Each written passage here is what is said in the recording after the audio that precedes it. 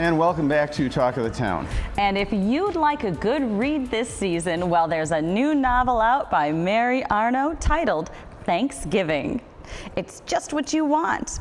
Ariana Huffington from the Huffington Post calls it a beautiful and heartbreaking story of friendship and survival, abuse and retribution, love and justice, told without sentimentality, but with a reporter's sharp and spare prose.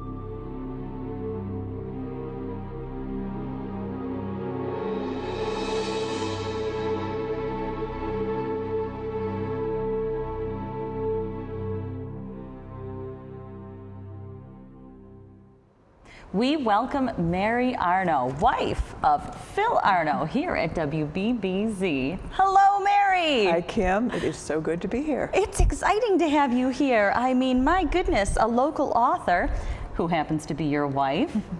This is a great book, Mary. Thank you. So tell us a little bit. This book is set well, it begins in New Orleans. Right. And where are you from? New Orleans. So you really know what you're talking about in the setting of this book because it's my home. It's your hometown. Like Buffalo is now. Sure. Well, this is a really fun book. It's set in 1965. It begins in 1965. It starts in the childhood of the main characters, but it progresses almost to the present day. So we follow them through. Periodically, really kind of the in and out. ages, in and out and back and forth, which is kind of interesting. I know when I was reading the book, Phil, and your characters were aging, I was reminding myself, oh right, this is the 70s. Oh yeah, that's right. We're close to the 80s now, and the way that times changed, and the way that particularly the women in your book changed. I thought that was kind of a really interesting perspective. Well, thank you. Oh, you're welcome. And from my point of view, I mean, I think, all my life I've been, visual, photography and TV. And in reading this book, you actually see and feel what the character is going through. It's it's a steamy setting to begin with because it's New Orleans. It's hot. And because she's so descriptive in what's happening, it really brings you through what is happening in the book. Your words paint a picture. There wasn't a moment where I felt like I didn't understand the setting, where I didn't understand the characters, what surrounded them, right, was just as important as the characters and what they were going through. And none of that was lost. None of that placement was lost. Well, placement really is part of the story. New Orleans is a character in the story. The city, the swamps around it, everything. Just the personality of the locale. Exactly. The heat. Yeah. So what inspired this book? Well, it was a long way coming. It started in the middle, actually, with Harry, believe it or not. It was with a short story about Harry, and it had a little success with the short story, and somebody suggested I make it into a novel. And you actually won an award for that short story, didn't you? Yes, in the Faulkner. A little bit about that award? Well, you remember when that happened? We had just gotten Anna, our youngest child, whom we adopted at age 2, and it was it's difficult to adopt a 2-year-old. It's, you're bringing them into a different environment. It's a 2-year-old. It's a different experience. It's a different experience than bringing them up from babyhood. So we were having little problems, and I was a little frustrated, and I felt like nothing was going right. Anna wasn't happy. My work was like totally, and so somebody said, oh, why don't you have you written anything, send it into this contest. So I hadn't written anything in ages, but I had this story about Harry that was, I don't know, a year or 2 old.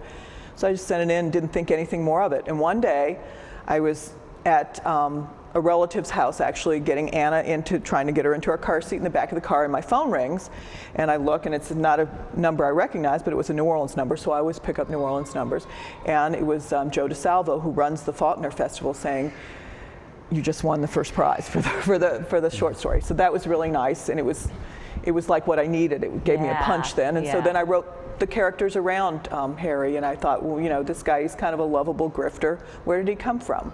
Well, he had to grow up somewhere. He had to have parents. He had to have a sister, obviously, who's an important character. And that's where, and you know, I always thought it was a cliche when a writer says a book writes itself, but it's not.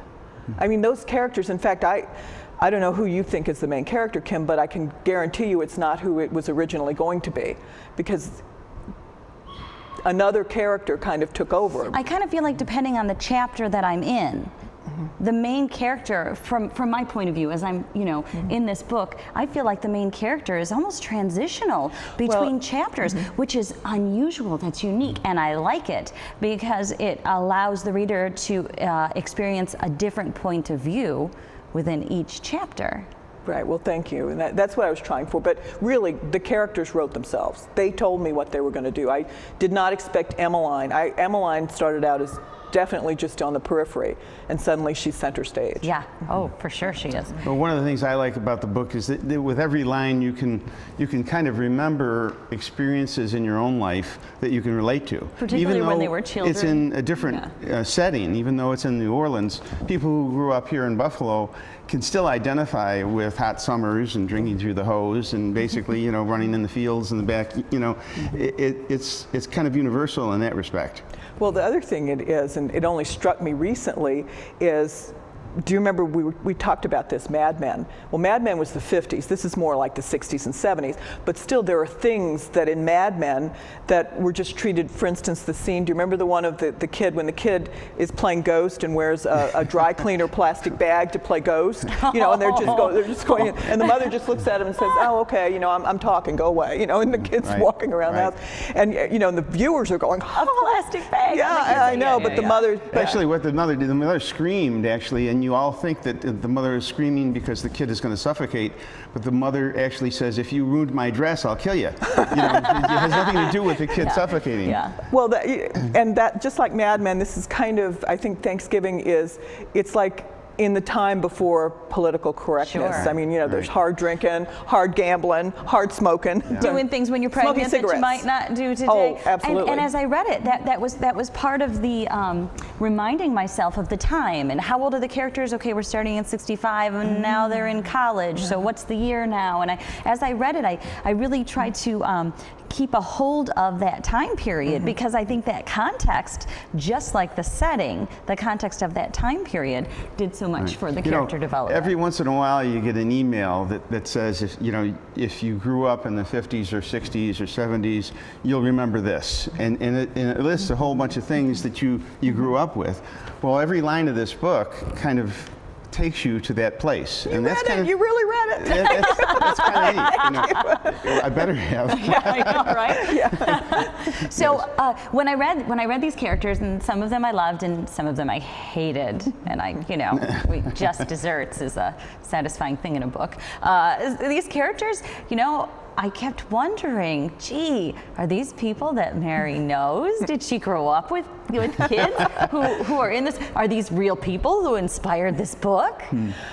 Well, I mean, every writer has to produce what is in their experience and their imagination. So in a way, yes, but it's fiction. Like one of my brothers, most of my family, though they've been asked, has not pre-read the book, though one of my brothers did. And the one thing he asked me after reading it, he goes, "Were Mom and Dad really separated before I was born?" And I said, "Tommy, it's fiction." and it truly is. It is fiction. Yet, no, they were not, Tommy. It's fiction. Right. And how does the title, what's the importance of Thanksgiving as the title of the book? Well, how does that tie in? A few things. A lot of the scenes take place at Thanksgiving. Thanksgiving is a family time, and it's really about family and the good things and the bad things that family can do to you. And so it's that. Another thing is that's important, and I don't know how much it comes through, but it's important is faith, and Thanksgiving is a faith thing. For instance, Eucharist, which is very big in our Catholic faith, means Thanksgiving. So it's all family, faith, life. You've gotten, actually the book hasn't even been released as of this date, and you've already gotten some good reviews now. I've been Ariana very Huffington, who Ariana you had an was very association kind. with. That's a big You know, deal. and you know, there's been some people that you don't know that have Yeah, already, that's the best. When you know, somebody yeah. that you don't even know says nice things, that's great. You know, I told my sister, wow, I got a good review on NetGalley, and I don't even know who they are. You know, it's very encouraging. Columbia University, yes. And of course, you were a journalist. Yes. So share with us where you've worked and a little bit of your history. Well, my career is as a journalist. I started out as a reporter, and then I became an editor. I worked at newspapers in Orlando and Arkansas, in New Orleans, for a long time in New Orleans. I became city editor before I left New Orleans. But then the longest place I worked was the LA Times, where I met Phil in LA. And I was a reporter and editor there as well. So a lot of the journalism in New Orleans, there's some things, you know, when you're writing, even though it's totally fiction, things that happened in that time frame. I mean, Hurricane Betsy happened, the Cabildo fire happened, you know, so those are real events that happened, and when you're a journalist, you have to. Over the weekend, my son Joe had to write a paper for English, and he basically sparkles when he writes, and I told him, Joe, you've taken to this writing thing really nicely. He comes by it honestly, and he I looks think. at me, he says, probably in the genes, and he looks at her. And, okay.